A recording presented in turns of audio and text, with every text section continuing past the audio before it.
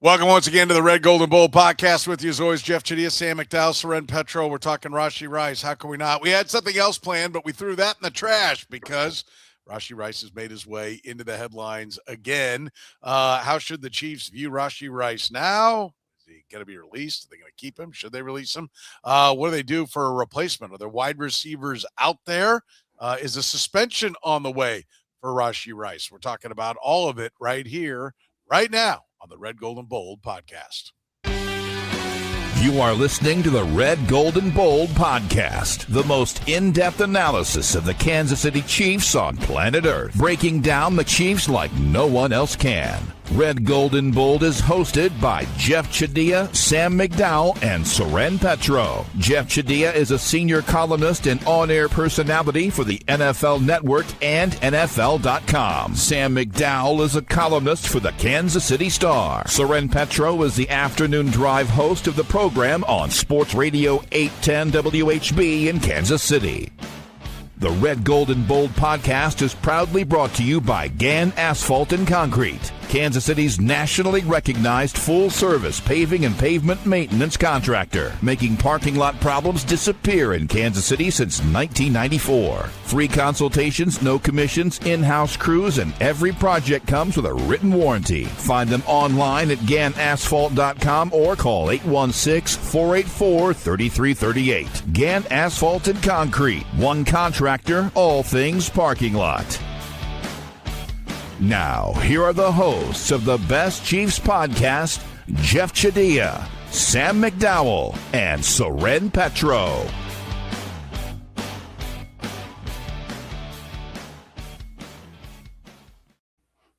Thank you very much, Curtis. We do appreciate it. Off and running here on a Rashee Rice is back in the news Tuesday. If you're catching us via the podcast, remember you can be a part of the conversation.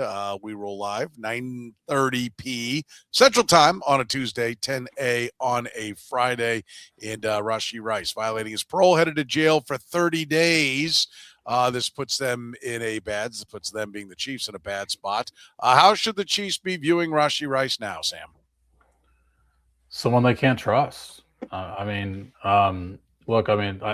just posted a column on the Star about this, but I'm going to lead with the same way I led that, which is like Rashee Rice right now is sitting in a jail cell somewhere in Texas, northern Texas, for 30 days.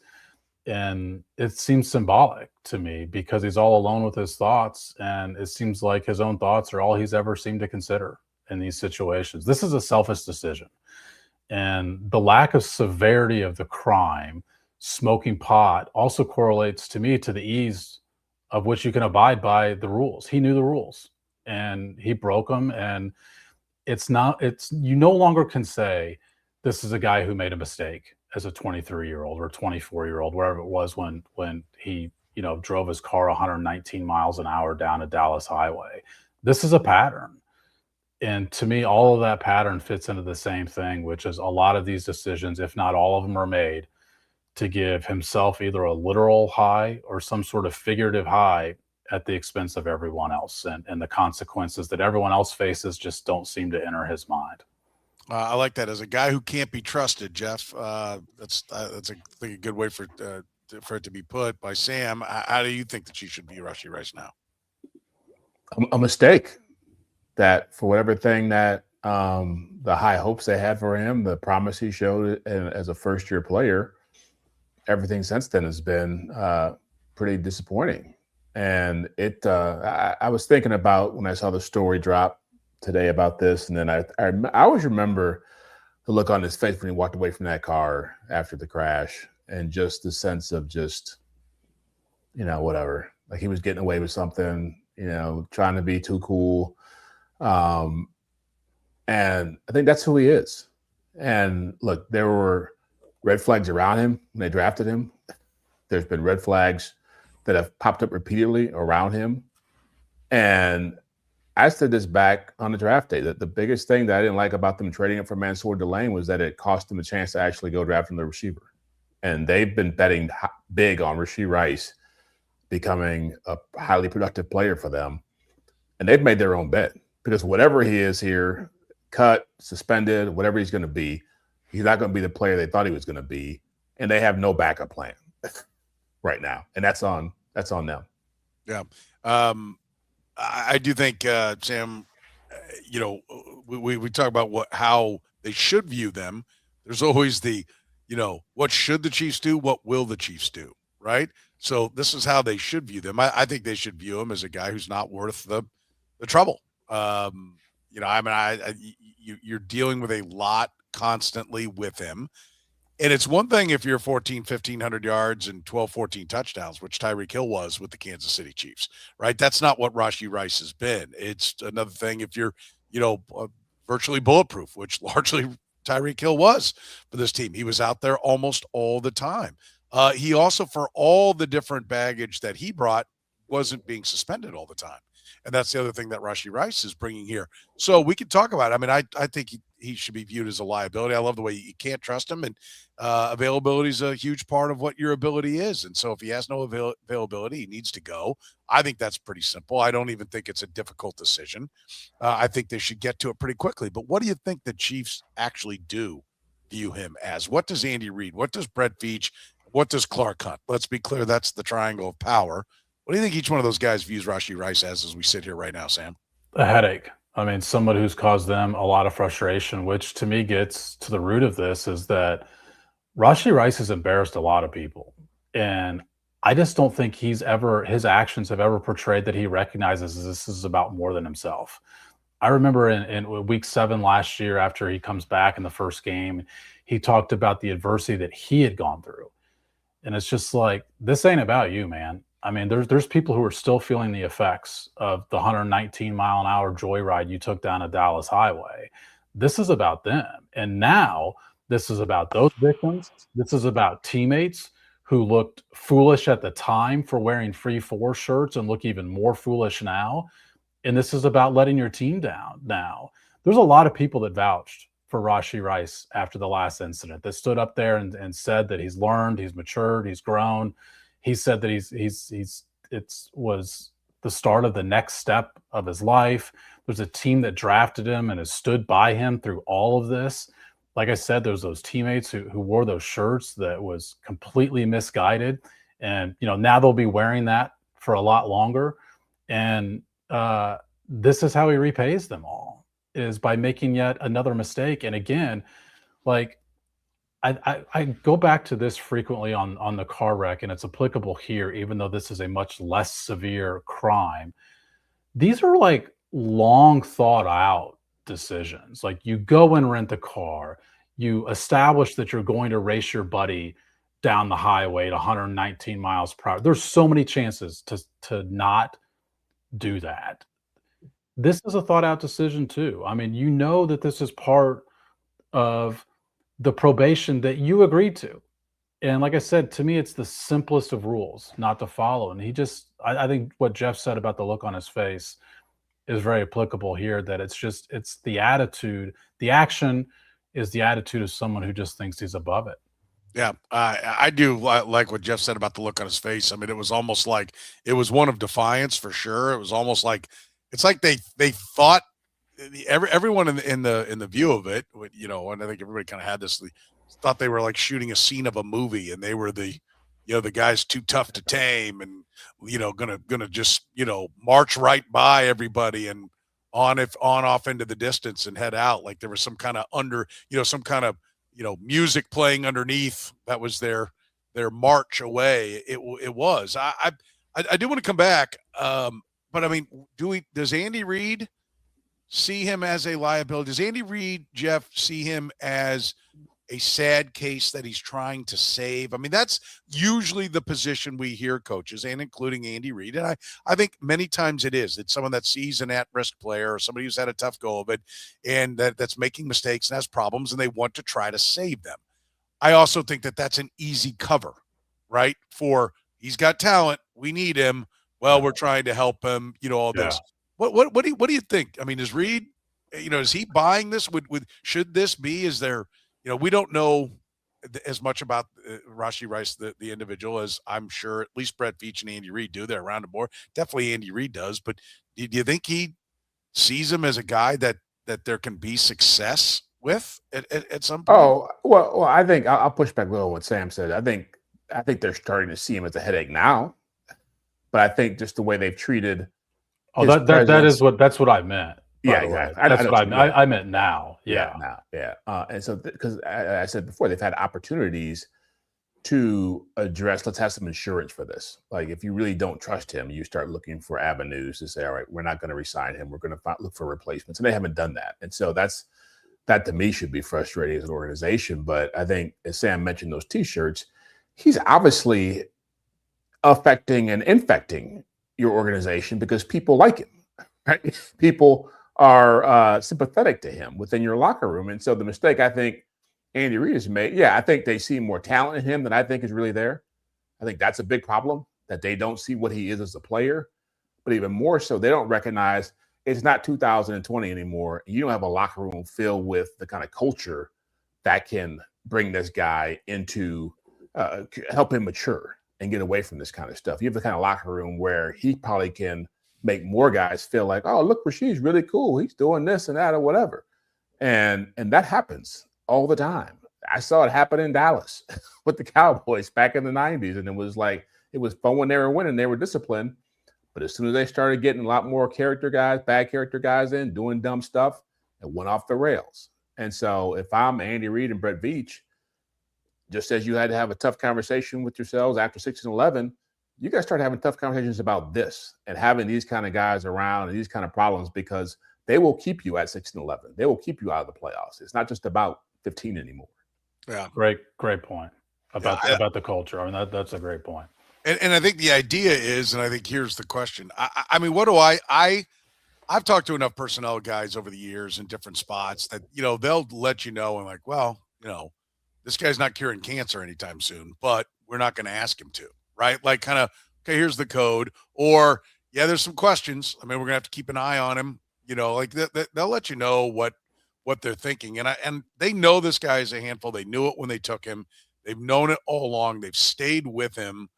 I guess you can probably try to convince yourself that this is all still just the same situation.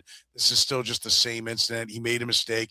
Marijuana is legal in Missouri. It's the 30 days is the sentence that he was already going to have to serve at some point. It's just that it's now. Yeah. Yeah. I mean, I think there is a way. Sam really brought me around a little bit on the radio show today to, like, this seemed to me like an open and shut. Like I just don't have the patience and the tolerance for this kind of crap, but I don't work in an industry where that's actually a requirement. Let's be honest. I mean, you're required to deal with some, pain in the asses. There's, talented people who are young and paid a lot of money, make a lot of mistakes, and you need some of them along the way.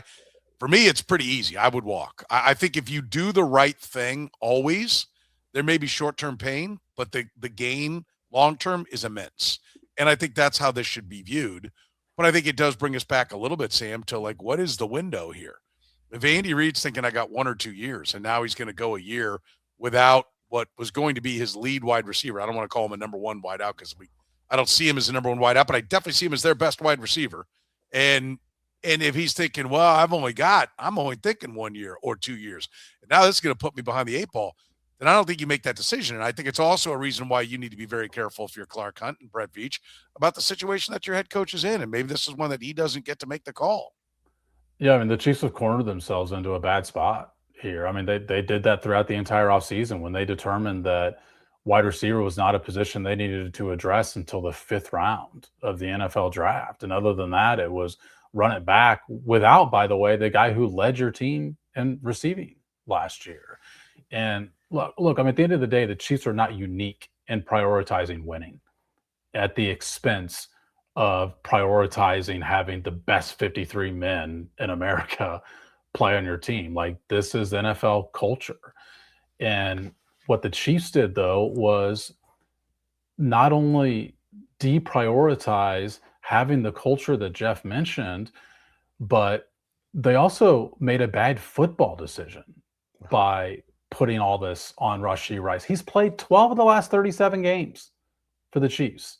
By injury, by self-inflicted decisions like this, 12 of the last 37 games.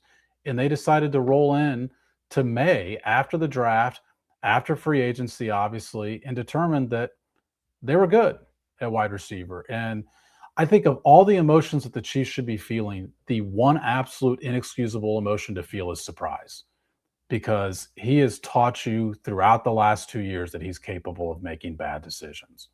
Yeah. Well, and on top of that, I mean, I will give you Randy Moss. I will give you Stephon Diggs. I will give you Odell Beckham Jr. I'll give you Tyreek Hill, George Pitt. There's a lot better players who play that position who their original team got tired of and said, we're moving on. And he doesn't have the talent, the productivity, and he certainly got a lot. Some of those guys weren't even in jail. And so why this is even a question about what they should do is beyond me. I think it's like but again, it's a question because they didn't put themselves into a position to have a plan B. Now we'll talk later about what plan B should be, but they're behind the 8 ball with this now. Yeah, they really are. I think that's a great point. And, everybody eventually gets tired of your crap. And I think that's where it ought to be. I think a lot of the fans are tired of the crap now. We'll take a break. We want to get into, whether or not the Chiefs will ultimately keep Rashee Rice or not. Should they be keeping Rashee Rice? Where else can they look? We'll do it all after hear from our friends at Gann Asphalt and Concrete. Concrete season is in full swing and asphalt paving is revving up. So right now is the time to get your property on the schedule with Gann Asphalt and Concrete.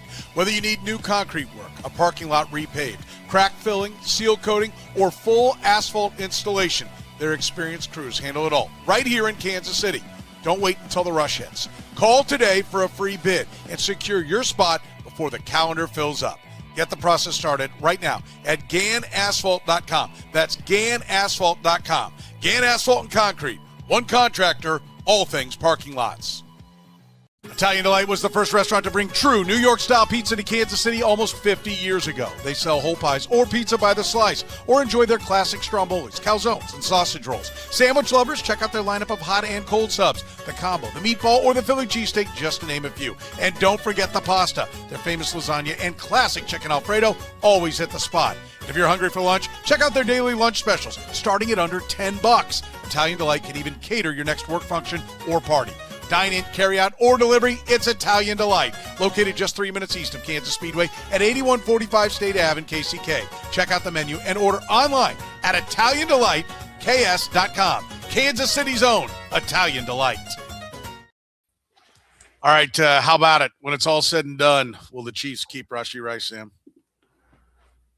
Yeah, I think they're more likely to keep him. I mean, we'll see. I mean, they could end up having even more information and make a different decision. But, like, what part of the Chiefs' track record tells us that they're going to walk away from a player like this? They haven't walked away from this player yet. I mean, the only time we've seen him really walk away from someone like this is because he lied to the owner, not because of the actual actions that were caught on camera. And for all of the Rashee Rice actions, I actually think this one is like the least offensive thing he's done in the last couple of years. That video is horrifying. Still to this day, that video is horrifying to watch. This brings that back into focus, and therefore that gets at the headache aspect of this. Is like, I think the organization is twofold. Has two different thoughts today. One is that it's bringing a lot of bad publicity, and the two is just like, how can this happen? Like, why? How can you not just abide by the clearly articulated rules of the probation? And so, but I just don't think they're going to view this action as saying, this is it. This is over the top. Jeff? He'll be here, but again, it's because of a lack of options. It's like the old Chris Rock line, right? You're only as faithful as your options when you're a guy in a relationship. It's kind of where they're at. They're kind of stuck with him because they weren't willing to dance with anybody else. But yeah, I mean, look, when they went through the draft, they were making a statement about how they felt about their offensive personnel, that they felt what they had in the room outside of Kenneth Walker showing up and Emmett Johnson in the draft was good enough to go out and be way more improved than what they were as a team last year. And a lot of that is betting on Patrick Mahomes.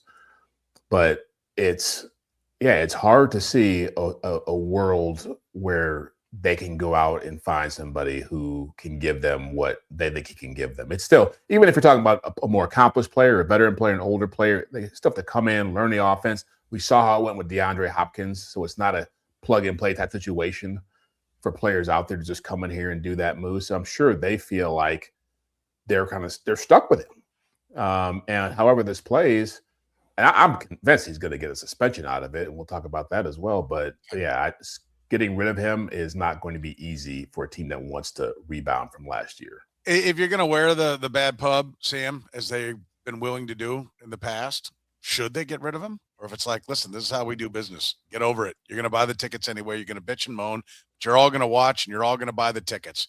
If that's your mindset, should they get rid of him? Yeah, see, this is where I think it's even more of a football decision than people are talking about, because I understand the morality of it, certainly. But I think it's a football decision, one, for the reason that Jeff mentioned, because of the culture and like just having this guy in your room, the precedent that it sets for a team that brought in an offensive coordinator specifically to reestablish its former culture. And now this is a headache that you're having to deal with, and that's absolutely going to be noticed by the rest of the guys on your team. And the other part is just the reliability isn't there. And like, that's a football thing. That's not just a moral argument. Like, that's a football argument as well. And look, I mean, at the end of the day, I think that the Chiefs are going to make a football decision, not a morality decision. And that's just because if they made a morality decision, we'd say, what took so long? Why is this the first time? Like, it would be different than, it would be against the grain of what we've seen them do. So I've gone back and forth on what they should do with him. I'm interested to see what the NFL does with him. So I'm not going to sit here and pound the table and say this is the last straw, because I thought if you're going to get rid of the guy 2 years ago was an ample opportunity to do that and to make that point. Yeah, listen, I think he definitely should go. I think you have to set standards and a code of how you expect things to be done. And I think like I said, I think there's long-term gain for the short-term pain. I mean, you establish what it is you expect from your players. And if you do that, you're much more likely to avoid a lot of other incidents and problems with everybody else. But it gets tough to say, yeah, we're serious. This time we mean it. Like, don't be going out and distract them from the football team. You mean like that guy in the corner does every year? Like, it gets real tough to sell your pitch when that guy's doing it. But you blow one guy out. That's one of the things Bill Parcells would do right out of the gates. Go fight the biggest, toughest guy in the yard. Establish your how it's going to work right away. And he'd come in and chop a guy down and cut him, get rid of him. He'd already probably figured out that maybe the guy was on the downslope anyway or whatever. It was a calculated move, but he'd take down a big boy early to let it be known that, like, nobody gets away. It's my way. This is how we expect things to be done. And if not, you're gone. And I think they have an opportunity to I think it would actually be a good football move for this team. For one. But you think they will do it, though? No, I don't. Okay. Sam's convinced me that they won't. But should they? Yes. Will they? No. But should they? Yes. Yeah, I agree with that. I think we'd all praise them if they did. And I guess the last thing I would add, although I don't think Jeff's gone here. Let me just be super quick with it. If they do stick with him, they deserve whatever consequences come over the ensuing 4 months, 18 weeks, whatever it is over the course of the season. If there's any problems, don't want to hear anyone on the coaching staff or front office, none of those guys complaining about it affecting their season, because they deserve whatever comes with it. Yeah. Jeff, what do you think they will do? What do you think they should do? Oh, I said that. I think they'll keep. I said that they'll keep them just because they don't have the options. You forgot about my joke already, my Chris Rock joke already. Oh, yeah, that's right. As good as your options, yeah. Look, it's so on the should part though. Do you think they should keep him, Jeff? No, I don't. They should let him go. It's because they're not going to re-sign him at this point. It's sunk cost, right? I think we all agree that there's no reason to ride this out and see if he's going to become somebody who deserves an extension. This is past the point of him being here next year anyway, so you might as well get a jump start on it. But to Soren's point, they are so caught up in trying to maximize the time Andy Reid has left as the coach here that drives a lot of their decisions. I'm actually wondering, when you talk about the decision of whether or not should they keep him, is there any market whatsoever? Like, can you get anything whatsoever. And also, will that answer change if he does play 6-7 games over the middle of the season? I don't think a team would absorb the PR hit of trading a draft pick for him. Oh, no. No. Oh, no. I mean, could you get some conditional 7th? Maybe. But I actually think that's worse. I think you need to cut him to make the statement. That's right. Yeah. To your fans and to the rest of the organization that this crap's not going to be tolerated. We're just not going to have it. So, I mean, I think if you could jerry rig some kind of, cheesy deal, I think that's bad. Jeff, I want to get to this. You said you do think a suspension is coming. Why? Well, he's embarrassed the league again. He's embarrassed the team. He's embarrassed himself. And he's constantly in the news. It's like it didn't – obviously the whole thing with his girlfriend didn't materialize into something, but the league had to speak about that. And now you've got a situation, a very high-profile, egregious situation with this car wreck a couple of years ago that was on Good Morning America, Today Show. It was national news when it went down. When he got suspended, it was national news. And now he can't even do what he said he was going to do as far as the punishment part of it. And so, look, if this was like 15 years ago, we might be talking about like 8 to 10 games just because he'd have to go see Roger Goodell again, which he did this time around, and explain what's happening and what you're going to do right and all this stuff. Now the union's involved and there's more of a negotiation going on. But yeah, I certainly feel like anywhere from 2 to 6 games has got to be on the table. 2 because you got to do something. 4 because it's a reasonable amount, it's a sensible amount, and 6 because that's what he got last time. And if you really want to send a message to him, here's 6 more games because you can't figure it out. I get that it's smoking weed and all that, but he violated his probation. He's sitting in jail. An NFL player is sitting in jail today for the next month. He's going to be in jail. As a league, you can't let that pass. To that point as well, he's in jail, and now everybody knows when he gets out, and the cameras will be there rolling. Yep. Yeah. He could have come in. I mean, I think as it was, he could have done like 5 days here, 2 days there, kind of quietly just slipped in and out. Yeah. Maybe flown under the radar screen. Now he's in, and there'll be cameras waiting for when he walks out. I think the fact that he's sitting in jail for 30 days is what really resonates with me, and I think that's what will resonate with the league. This is a different issue for the league than it was even like 3 years ago. I think it was just 2 seasons ago that the NFL changed its policy on marijuana. You have to test at a higher level now to consider it to be a positive test. You can only fine for marijuana positive tests. They don't suspend for marijuana positive tests. What I read today, tell me that, sorry to interrupt you, Sam, but I just want to be clear on this because you mentioned that, and I did see something that it depends upon how high you test. It's like the 150 and then the which 350. Which is, by the way, almost, it's about 4 times more than what the legal limit is to drive. So in other words, you've got to have a lot in you, and that could somehow, if that could make a difference if he tests that high of a ratio, then that could make a difference. But it almost, but I guess it did happen with Jordan Addison, right? That's what triggered his 3-game suspension last year. Well, and I also think that the fact that he violated his probation has offered the NFL the wiggle room to do whatever they want, because that's the reason he's in jail. Like if the reason Rashee Rice is in trouble today is because he was in a lot worse trouble 2 years ago. And this was his out to get out of the more significant jail time, was to agree to this. And so that, to me, gives the NFL the same validation to suspend him. They can use the same reasoning to suspend him. So I agree with Jeff. I think this will lead to a suspension. Yeah, that's interesting. I think it should. I think it definitely should. And then at that point, that brings us around to, what are you gaining football-wise? Here it is again. Okay, design an offense, with him in mind. Then he's not there.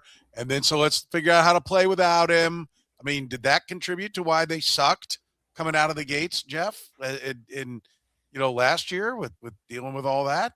I mean, I think it had to have been part of the equation. Oh, certainly. I mean, look, the whole part, the unstated part of all this is that their offense is not as good as it was 5 years ago. It hadn't been that good for the last 3 years, and they've been continually believing that it's going to turn around if they just do this or that, or get these guys back, or add this person and do this or whatever. And so, to me, this is all in the combination of this and Travis Kelce's aging makes this a much more difficult situation for the Chiefs because Travis Kelce at 3 years ago would have been good enough to get you through these kind of problems because he's that talented and that dominant of a performer. He can't do that anymore. And Xavier Worthy hasn't shown the ability to do that. And so you start looking at that receiver room, outside of Rashee Rice, and it looks as rough as it did last year without Rashee Rice. And why the Chiefs can't see that is beyond me. But let's face it, they couldn't see it with the running back room last year, and everybody was talking about that then. And so, yeah, if he's gone for X number of games, it will have a significant impact on their team. And when we talk about, we're going to at some point go over the schedule and pick games, trust me, it's going to affect the way I look at their season playing out because it's a big loss. Yeah. Think about it this way. For all we're saying about Rashee Rice and all his troubles, would we say he's one of the 6 or 7 most prominent personalities in that locker room right now? If you looked at the whole 2 deep of 22 players, he's going to be high up on that list just off of name and his accomplishments, even though they're not as great as we would hope they would be by now. So, yeah, it's a big loss. Yeah. I think the suspension possibility also plays in. I mean, look, what's the number that the league would have to hand down before you think the Chiefs might cut him? I mean, if the league decides to suspend him, I mean, Jeff mentioned up to 8 games? The league suspends him 8 games. Why would you keep him? Yeah. Why would you go through the process you went through last year? I think it's a great point. I was looking through some of our topics that, we're thinking about doing coming up. And, one of them was about who are the most important guys on the roster. And I was looking back at who we've had in there in years past, and his name always pops up, and it hasn't delivered. Here for a while. So, it's the same kind of thing. All right. We want to get into what the receiver position looks like right now, free agents to possibly target, trades. We'll get into it next after you hear from our friends at Italian Delight. Italian Delight was the first restaurant to bring true New York-style pizza to Kansas City almost 50 years ago. They sell whole pies or pizza by the slice, or enjoy their classic strombolis, calzones, and sausage rolls. Sandwich lovers, check out their lineup of hot and cold subs, the combo, the meatball, or the Philly cheesesteak, just to name a few. And don't forget the pasta. Their famous lasagna and classic chicken Alfredo always hit the spot. And if you're hungry for lunch, check out their daily lunch specials, starting at under $10. Italian Delight can even cater your next work function or party. Dine in, carry out, or delivery, it's Italian Delight. Located just 3 minutes east of Kansas Speedway at 8145 State Ave in KCK. Check out the menu and order online at ItalianDelightKS.com. Kansas City's own Italian Delight. Gann Asphalt and Concrete is looking to grow their team. If you have heavy construction foreman experience with heavy equipment, asphalt or concrete labor, or just want to learn a new trade, contact Gann Asphalt and Concrete to join their team today. Top of the market pay, company provided insurance, and paid time off and holiday pay are just a few of the great reasons to join Gann's expanding team. Learn more about this great opportunity with Gann at GannAsphalt.com/careers. That's GannAsphalt.com/careers. Gann Asphalt and Concrete. One contractor, all things parking lots. All right, let's talk about what the wide receiver position looks like now. What is your view of what you think this wide receiver room looks like as we look at it? Knowing that it might not have Rashee Rice for 6 games, 8 games at all, how bullish are you? How bearish are you on the wide receivers now, Sam? Yeah, it looks barren. I mean, I haven't looked at the other 32 depth charts, but it's hard to imagine many, if any, being worse than what this group would look like without Rashee Rice. I mean, who's going to win against man coverage? Against the guy. I mean, we were already going to ask these questions about this room with Rashee Rice. And this is clearly their number one guy. I mean, like I said, this was their greatest need after the draft with Rashee Rice. And now they potentially have a decision. They obviously have a decision to make, but they potentially have to await a league decision as well. By the way, he is 18th in yards per game over the last 3 years, over his 3 years in the league, 64.2. And looking through this, he's top 10 since like halfway through his rookie year. Yeah. When he started to take off, I don't know is he still at top 10 even after what he put up last year per game. Yeah. per Yeah. game. Okay. 64 yards per game up the top. Puka Nacua, 95. Jamar Chase, 89. CeeDee Lamb, 87. I mean, there's a big difference. And he's kind of in this mix with Brian Thomas, Stephon Diggs, DK Metcalf. That's kind of the neighborhood. Those are the 64-yard per game guys.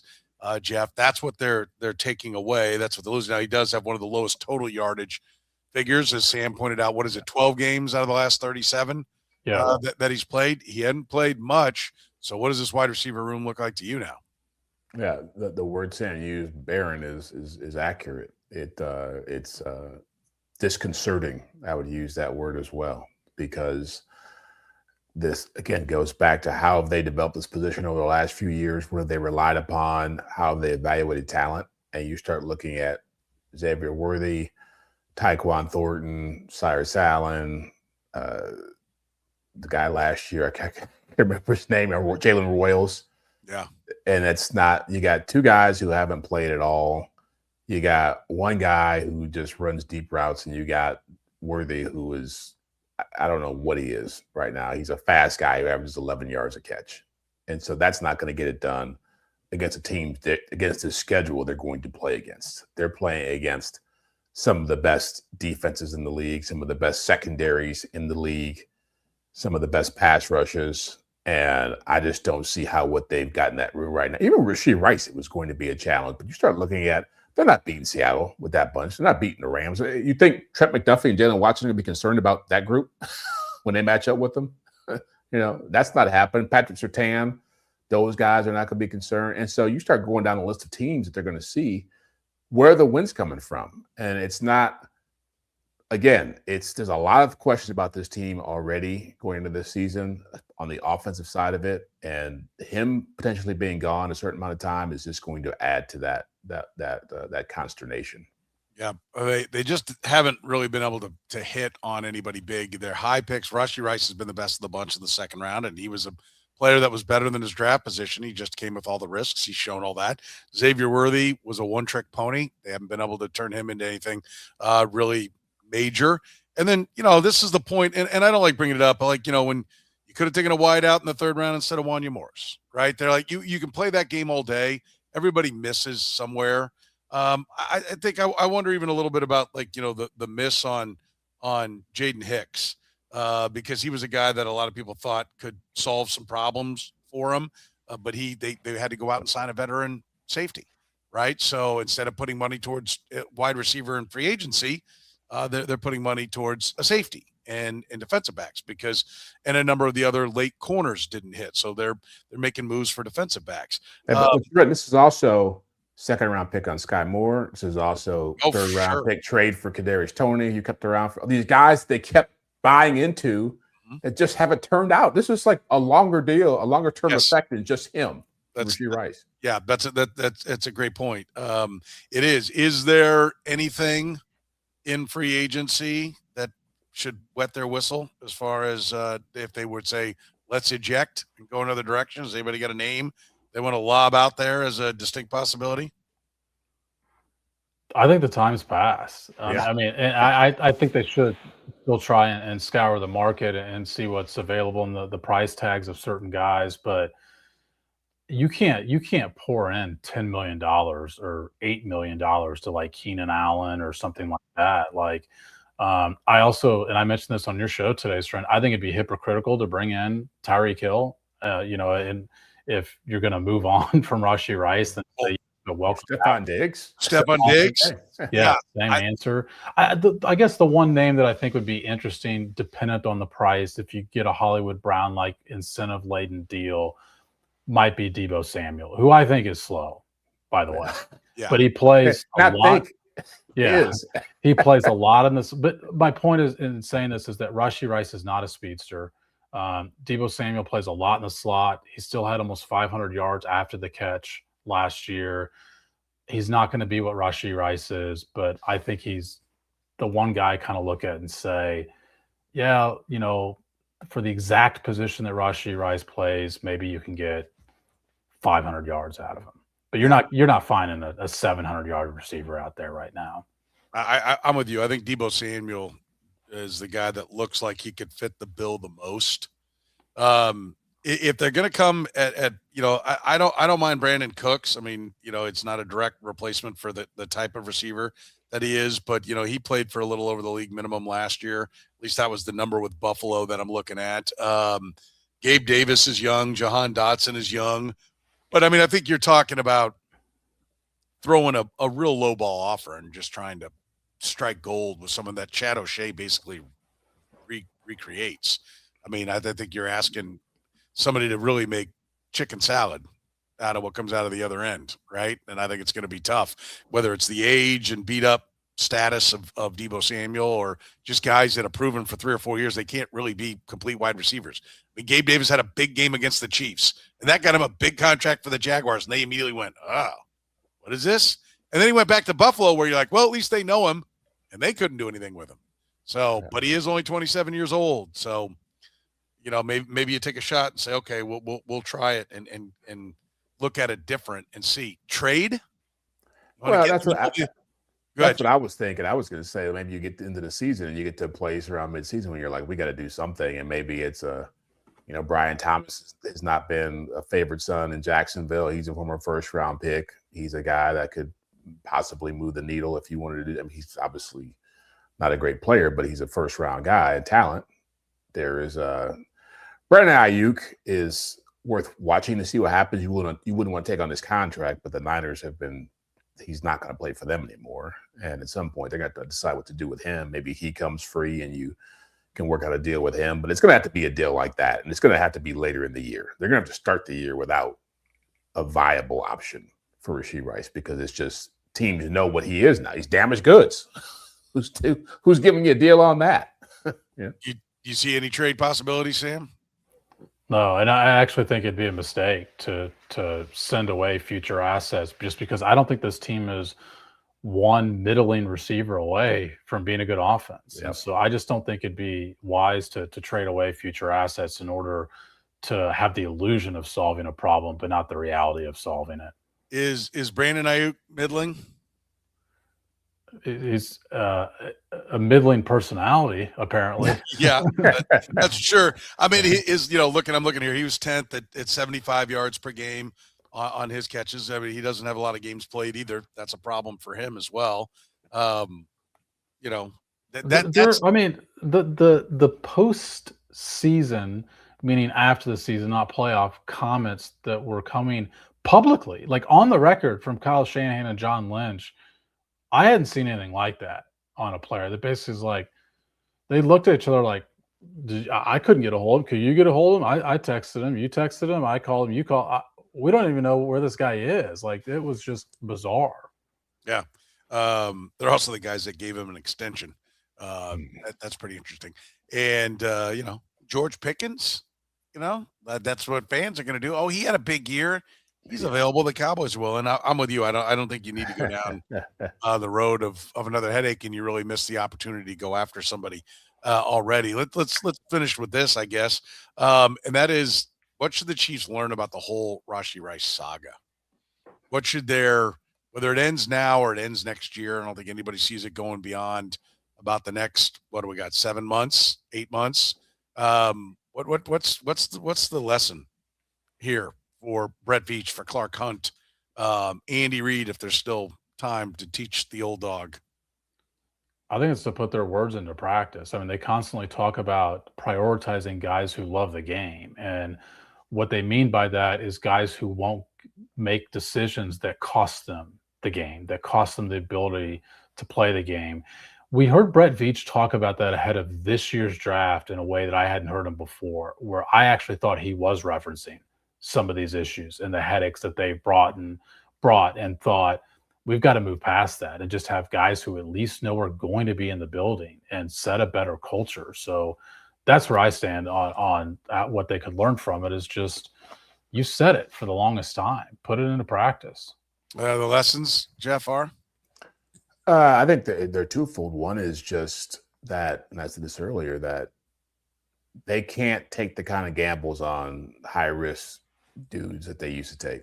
That it's a different day, a different locker room, too many younger players in there. And if you're bringing in somebody who's got baggage, you better have he better be Jamar Chase, like he better be that level of receiver, AJ Brown like level talent, who obviously has got a market because he's got talent. He's a headache, but he's not in jail either. The other thing is just, and we've said this plenty of times, is just change how you evaluate receivers, because the idea that you just have this great quarterback and you're going to put all these guys around him who've got, great speed or great whatever, and it's going to work out is not the case. They need to go find playmakers. They need to go find guys. This will be a whole different conversation if Rashee Rice was a 100-catch, 1,400-yard, 12-touchdown receiver. Because he's not, it becomes an even more ridiculous discussion about him because his talent doesn't justify the problems he's created for this team and himself. I think the moral of the story is, one, like I said, they put a lot onto the defensive side of the ball. I mean, figure out how to play with Jaden Hicks and go get some offense. And, I just, there's a lot of defensive guys that get picked, don't play, and then they just go get more. And they're just counting on Patrick Mahomes to do more and more and more and more. And I think we've reached the breaking point on that. And I think the other thing that they need to understand is you rolled the dice. You made the ultimate gamble. You gave 3 draft picks to move up to 10 and take a quarterback, which is a gamble. And many, many people said that offense, doesn't translate to the NFL and his footwork sucks. And there's all these different problems. And you waded into that and took your guy and stood by him, and he's been great. Now stop gambling around him. You're almost like a junkie. Like you got away with it. You pushed, your whole stack out there on one hand of blackjack, and you got blackjack. You got ace king. They paid you time and a half for the bet that you made. And now pull your chips back and just play steady. Just put good, solid individuals who are good, solid football players around him, and you'll be a winning football team. I don't understand the reason to shoot for the stars with these guys. The guy who will get it done is Patrick Mahomes if you don't send him out there with no weapons. It doesn't seem that hard to me. I don't know. Listen, you can always support the Red, Gold, and Bold by supporting our great sponsors, like our friends at Gann Asphalt and Concrete, Kansas City's best when it comes to solving your parking lot problems. If you own or manage a business, they do it all. If you need a parking lot repaved, new concrete work, crack filling, seal coating, or full asphalt installation, their experienced crews handle it all better than anybody else. That's why for more than 30 years, they've been one contractor, all things parking lot. Find them online at GannAsphalt.com. You saw our buddy Renee in the chat room. If you're with us here on the stream, he owns the Great Italian Delight, bringing great New York-style pizza, true New York-style pizza, to Kansas City almost 50 years ago. Stromboli's, calzones, sausage rolls, famous lasagna, daily lunch specials starting at under $10. 8145 State Ave, just a few miles east of Kansas Speedway. You can find them online at Italian Delight, KS.com. For Jeff Chadiha, for Sam McDowell, I'm Soren Petro, saying thank you very much for joining us here on the Red